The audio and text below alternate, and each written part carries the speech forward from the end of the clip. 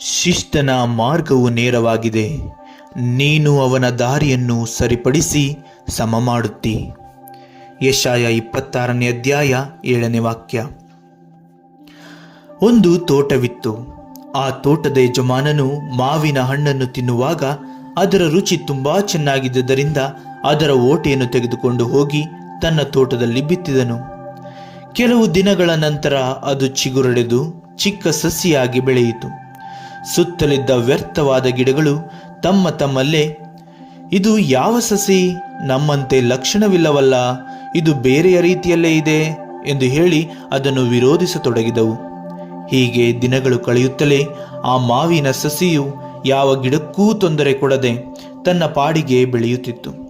ಆದರೆ ಸುತ್ತಲಿದ್ದ ಬೇಡವಾದ ವ್ಯರ್ಥ ಗಿಡಗಳು ಅದರ ಸುತ್ತಲೂ ಬೆಳೆದು ಆ ಮಾವಿನ ಸಸಿಯನ್ನು ಬೆಳೆಯದಂತೆ ಮಾಡಲು ಪ್ರಯತ್ನಿಸಿದವು. ಈ ಮಾವಿನ ಸಸಿ ಮಾತ್ರ ಯಾವ ಗಿಡಕ್ಕೂ ತೊಂದರೆ ಕೊಡಲಿಲ್ಲ. ಒಂದು ದಿನ ತೋಟದ ಯಜಮಾನನು ಬಂದು ತಾನು ಬಿತ್ತಿದ ಓಟೆ ಅಥವಾ ಬೀಜವನ್ನು ಅದು ಬೆಳೆದಿದೆಯೇ ಇಲ್ಲವೇ ಎಂದು ನೋಡಲು ಬಂದ. ಆಗ ಮಾವಿನ ಸಸಿಯ 2 ಎಲೆಗಳು ಮಾತ್ರ ಹೊರಗೆ ಕಾಣುತ್ತಿತ್ತು, ಏಕೆಂದರೆ ವ್ಯರ್ಥವಾದ ಬೇಡವಾದ ಗಿಡಗಳು ಆ ಸಸಿಯನ್ನು ಸಂಪೂರ್ಣವಾಗಿ ಆವರಿಸಿಕೊಂಡಿದ್ದವು.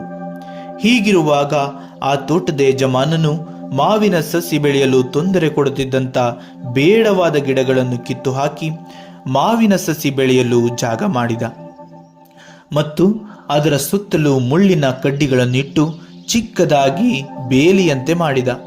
ಯಾಕೆಂದರೆ ಯಾವ ಕುರಿ, ಮೇಕೆ, ದನಗಳು ಆ ಗಿಡವನ್ನು ತಿನ್ನಬಾರದೆಂದು.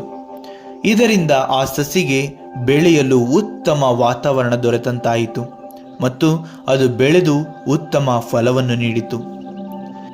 ನೆಲ್ಮೆಯ ಸಹೋದರ ಸಹೋದರಿಯರೇ, ಈ ಕಥೆಯಲ್ಲಿ ನಾವು ಕೇಳಿದಂತೆಯೇ ಆ ಮಾವಿನ ಸಸಿಯು ಯೋಗ್ಯವಾದ ಸಸಿಯೇ ಆಗಿದ್ದರೂ ಸುತ್ತಲಿನ ವ್ಯರ್ಥವಾದ ಗಿಡಗಳು ಮಾವಿನ ಸಸಿಯು ಬೆಳೆಯದಂತೆ ಮಾಡಲು ಮುಂದಾದವು.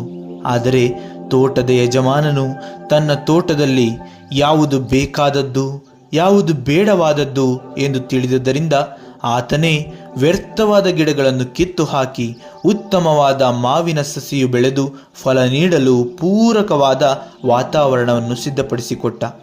ಹಾಗೆಯೇ ನಮ್ಮ ಜೀವಿತದಲ್ಲೂ ನಾವುಗಳು ಸುತ್ತಲಿನ ವ್ಯಕ್ತಿಗಳ ಅನೀತಿವಂತಿಕೆಯ ಮತ್ತು ದುಷ್ಟ ಜೀವಿತಕ್ಕೆ ಪ್ರೇರಿತರಾಗದೆ ನಾವು ನೀತಿವಂತರಾಗಿಯೇ ಜೀವಿಸುವುದರಿಂದ ಭೂಮಿ ಎಂಬ ತೋಟದ ಯಜಮಾನನಾದ ದೇವರು ನಮ್ಮ ಮುಂದಿನ ದಾರಿಯನ್ನು ಸಿದ್ಧಪಡಿಸಿ ಉದ್ಧರಿಸಿ ಮುನ್ನಡೆಸುವರು. ಜೈ ಯೇಸು ಕ್ರಿಸ್ತ.